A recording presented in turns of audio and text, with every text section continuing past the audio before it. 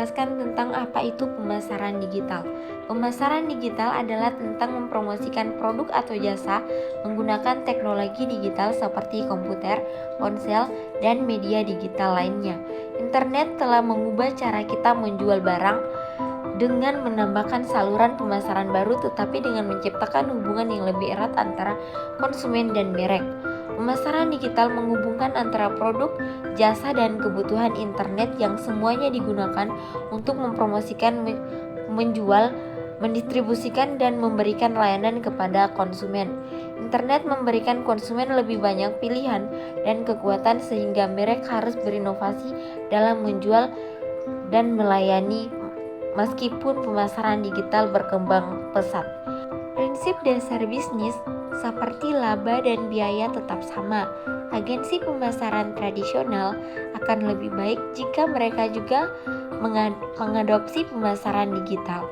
Sementara agensi yang fokus pada digital juga melalui beradaptasi dengan iklan tradisional. Lanjut, pemasaran digital menghubungkan antara produk jasa dan kebutuhan internet yang semuanya digunakan untuk mempromosikan, menjual, mendistribusikan, dan memberikan layanan kepada konsumen.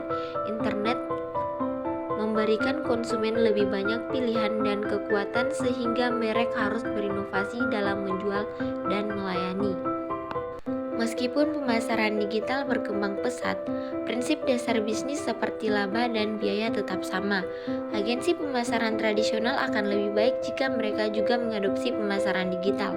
Sementara agensi yang fokus pada digital juga melalui beradaptasi dengan iklan tradisional. Yang terpenting, strategi pemasaran yang terintegrasi dengan identitas merek sangat penting untuk mencapai tujuan organisasi.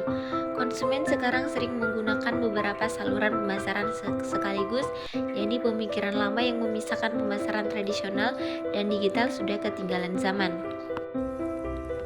Pemasaran konten atau biasa disebut konten marketing yang merupakan strategi dalam pemasaran di mana perusahaan menggunakan konten seperti artikel, video, atau gambar yang dipubliskan di situs web atau media resmi dari perusahaan tersebut dalam mempromosikan produknya.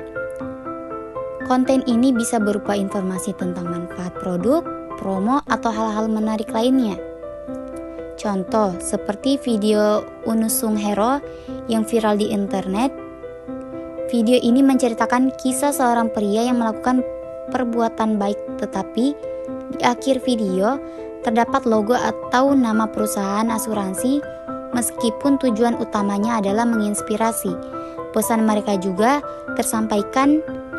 Ini adalah contoh seperti viral marketing yang sukses, di mana konten tersebut disebarkan secara luas oleh pengguna karena menyentuh perasaan mereka. Salah satu dampaknya yaitu yang pertama, perusahaan media konvensional bisa kalah bersaing dengan perusahaan besar yang menggunakan konten menarik di situs mereka, seperti Super Soccer COID atau Clear COID.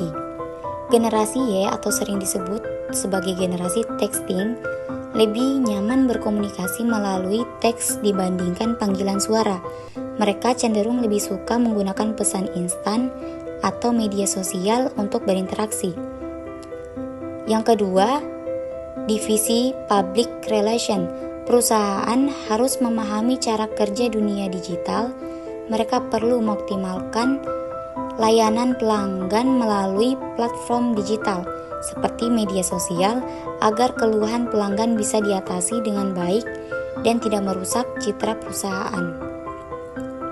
Selanjutnya, influencer marketing merupakan strategi di mana perusahaan bekerja sama dengan influencer, yaitu orang-orang yang memiliki banyak pengikut dan pengaruh di media sosial atau komunitas tertentu. Tujuannya agar influencer tersebut mempromosikan merek atau produk perusahaan secara positif kepada pengikut mereka.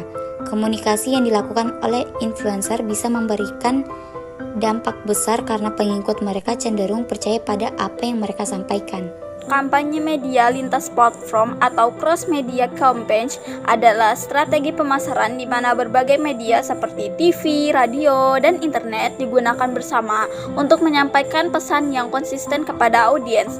Nah, selanjutnya yaitu quintal campaign adalah media digunakan secara berurutan untuk membentuk cerita atau narasi yang meningkatkan ketertarikan audiens pada sebuah merek. Nah, selanjutnya kita beralih ke simultaneous campaign adalah menggunakan teknologi atau second screen di mana konten di suatu media seperti TV disinkronkan dengan media lain seperti aplikasi mobile untuk memberikan pengalaman yang lebih interaktif bagi audiens.